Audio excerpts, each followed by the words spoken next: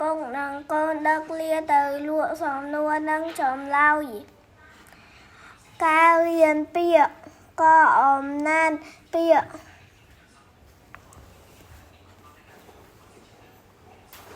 ទំងន់អានថាទំងន់ទម្លាក់អានថាទម្លាក់សង្កត់អានថាសង្កត់ខពន្យល់ពាក្យស្នែងប្រដាប់សម្រាប់សែងដងស្នែងគ្រឿងសែងទួមខំអត់ធ្មត់ដឹកនាំ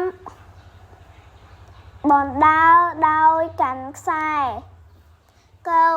ពាក្យនៃដូចនិងពាក្យបរោះពើខោពាក្យផ្ទុយចាស់ផ្ទុយនឹងក្មេងបាត់ផ្ទុយនឹងឃើញសំណួរនឹងចម្លើយមួយតើឪពុកនិងកូនដឹកលាទៅណាឪពុកនិងកូនដឹកលាទៅឯផ្សារពីតើឪពុកនិងកូនធ្វើដូចម្ដេចពេលឮអ្នកស្រុកនិយាយពេលឮអ្នកស្រុកនិយាយឪពុកនិងកូននាំគ្នាសែងលាវិញម្ដង3តើឪពុកនិងកូនធ្វើដូចម្ដេចពេលឮតាចាស់និយាយពេលឮតាចាស់និយាយឪពុកនិងកូនក៏ឡើងជិះលាទាំងពីរនាក់4ហេតុអ្វីបានជាឪពុកនិងកូននាំគ្នាសែងលា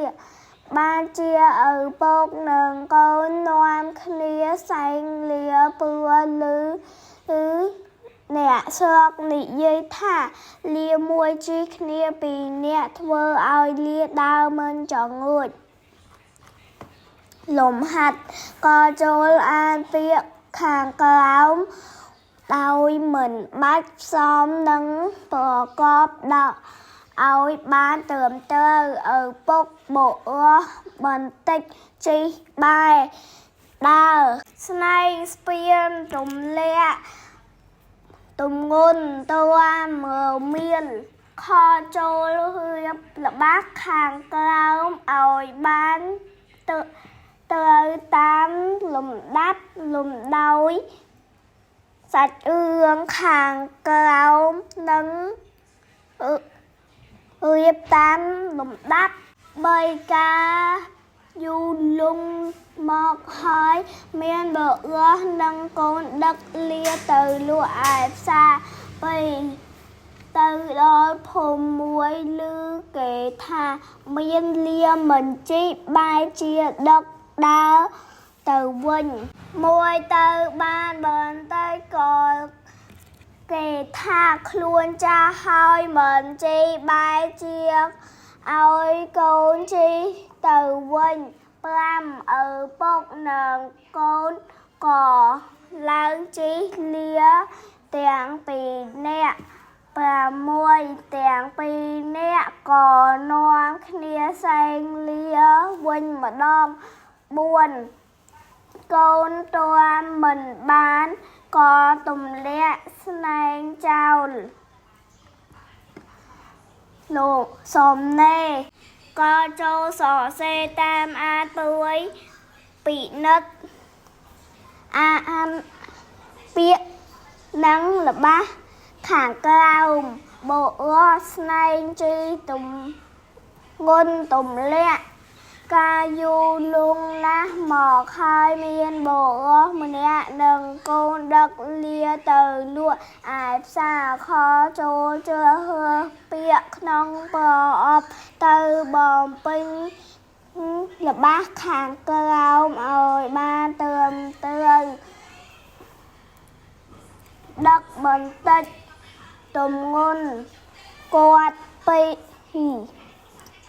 រួចមកហើយជីមួយ